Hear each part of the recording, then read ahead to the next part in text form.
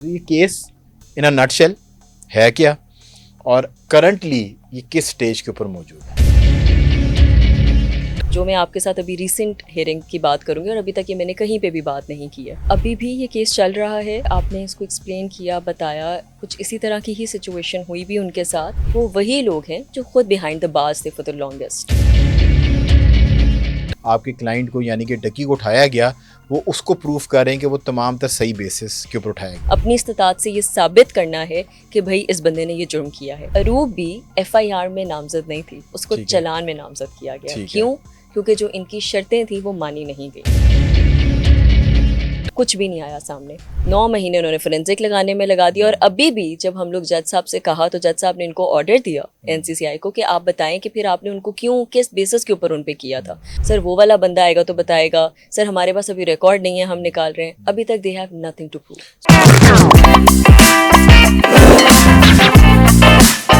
अस्सलाम वालेकुम, welcome the brand new episode. आज हमारे स्टूडियोज़ के अंदर जो गेस्ट मौजूद हैं, बहुत इंस्पिरेशन है, खातून है, एम्पावर्ड हैं, बिल्कुल मर्दों की तरह काम करती हैं और इनकी एक पहले भी तशरीफ़ ला चुकी हैं, आपने अपने स्क्रीन के ऊपर देखा होगा। और कनियों वाली बाजी के नाम से जो है ना ये मशहूर हैं डिफरेंट कोर्ट्स के अंदर, कि जब मर्द हजरात अपनी औकात से बाहर निकलते हैं तो उनको उनकी औकात में लाने के लिए ये अपनी बॉल पॉइंट को जो है ना चुभाना शुरू करती हैं ताकि वो जल्दी जल्दी जगह भी दें और एक सेफ डिस्टेंस जो है वो मेंटेन रखें। अमरत शेख साहबा हमारे साथ मौजूद हैं, barrister Amrat Sheikh. Thank you so much for coming in. ये अभी आपने रिसेंट टाइम्स के अंदर, अगर आपने पहले नहीं देखा था, तो डक्की यानी कि साद रहमान के केस को भी जो है ना ये प्रेजेंट कर रही थी और उनकी हम जो मिसेज हैं, आई थिंक उन्होंने इनको ओपन किया था। क्या हाल चाल है आपके? Thank you so much for coming इन। अच्छा, क्योंकि अभी हमने आपको देखा है कि आप उन लोगों के साथ खड़ी हुई हैं जिनके साथ बहुत जुल्म हुआ, हालांकि वो इफ्लुएंस हैं और तमाम तर जो है ना पावर हाउस उनको देखते हैं, मीडिया की ताकत भी थी, फिर उसके बावजूद भी he was got into a trouble. और फिर दिखाया गया कि किस तरीके से सरकारी इदारे जो है ना वो आपको जो है ना वो ब्लैकमेल करने की कोशिश करते हैं। और फिर एक खातून जो कहते हैं ना कि अगर आपकी बीवी या आपका पार्टनर जो है मजबूत हो तो वो अगर आपके पीछे खड़ा हो जाए तो आपको पूरी दुनिया में किसी और की सपोर्ट की ज़रूरत नहीं होती। और अरूब जतोई साहबा ने जो है ना वो करके दिखाया और फिर आप भी जो है ना गालबन उन्होंने आपको वो लेकर। तो ये केस इन अ नटशेल है क्या और करंटली ये किस स्टेज के ऊपर मौजूद है? सबसे पहले thank you so much for having me on your show Mustafa. Obviously it's an honour again.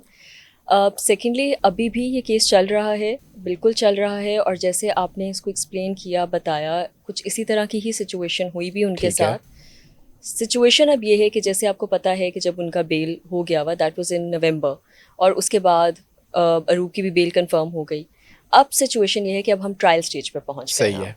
अब ट्रायल स्टेज पे इस तरह होगा कि प्रॉपर एविडेंस पेश होंगे, जरा होगी, विटनेसेस आएंगे, क्रॉस क्वेश्चनिंग होगी, एग्जामिनेशन इन चीफ होगा, जिसकी बेसिस के ऊपर सारा जितना एविडेंस है, जितना ज़्यादा एविडेंस होता है इस सिचुएशन में, आपकी जो अर्लियर कोर्ट्स होती हैं वो उसको कलेक्ट कर लेती हैं। ठीक है। ताकि जो अगर खुदा न खास्ता ऊपर की अदालत में केस जाता भी है तो ऊपर की अदालत ने सिर्फ पॉइंट ऑफ लॉ पे बात करनी होती है। ठीक है। तो इस वक्त जो ये केस जिस स्टेज पे है वो बेसिकली आपका एविडेंशियल स्टेज के ऊपर है।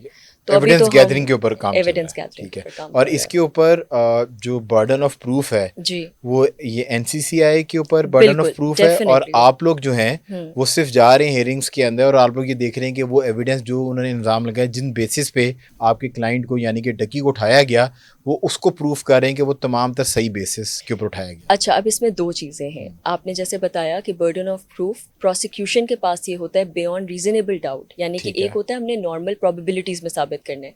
मैं कहूँ आपने ये किया, आप कहें कि हाँ मैंने ये किया या नहीं किया, या जो भी है आप अपने आप को दिफा करने के लिए कोई एक आधी बात या कोई एक आधी अपनी सपोर्टिंग एविडेंस या आर्ग्यूमेंट या विटनेस पेश करते हैं। ठीक है। हाउएवर जब हम ये बर्डन ऑफ प्रूफ प्रोसिक्यूशन पे आता है, जो कि इस सिचुएशन में NCCI ही है, तो उन्होंने बियॉन्ड रीजनेबल डाउट, यानी कि अगर 50 नहीं 80-90% जाके अपनी इस्तात से ये साबित करना है कि भाई इस बंदे ने ये जुर्म किया है। अब मज़े की बात मुस्तफ़ा इसमें ये है कि जो इस सिचुएशन में मुद्दई हैं, या जो इस सिचुएशन में हम तो मुद्दई अरूब ने इस चीज़ में फ़ाइल किया है, जिन्होंने मुद्दई उस साइड पे हैं, यानी कि प्रोसिक्यूशन वाली साइड पे, NCCI वाली साइड पे हैं, वो वही लोग हैं जो खुद बिहाइंड द बार्स थे फॉर द लॉन्गेस्ट। तो उन्होंने ही वही इस चीज़ में विटनेस है, वो ही उन्हीं के पास ही जिन पे सबूत हैं जिन पे corruption corruption charges charges allegedly हैं। लगे हुए हैं, एग्जैक्टली ठीक है। तो पहली बात तो जाहिर सी बात है, इन इटसेल्फ ये बहुत बड़ा एक डाउट है कि वो एविडेंस इन्होंने कहाँ से इकट्ठा किया। ठीक है। अब बड़े मज़े की बात जो मैं आपके साथ अभी रिसेंट हियरिंग की बात करूंगी और अभी तक ये मैंने कहीं पे भी बात नहीं की है।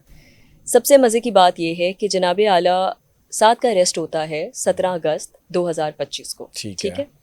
पहला चालान जो सर्व होता है वो होता है 26/9/2025। ठीक है, सितंबर में एक महीने का वो टाइम पीरियड लेते हैं और चालान देते इलीगली हैं। उनको रखा हुआ था 1 महीना। नहीं, एफआईआर लॉन्च थी लेकिन चालान उन्होंने इतनी देर में किया क्योंकि चालान आप तब करते हो जब आप अगले का एविडेंस यानी कि फॉर इंस्टेंस फोन्स है, लैपटॉप्स है, वो रखते हो और उसकी बेसिस पे आपके पास क्या रिकॉर्ड सामने आया है फिर आप चालान करते हो। मजे की बात, अरूब भी एफआईआर में नामजद नहीं थी, उसको चालान में नामजद किया गया। क्यों?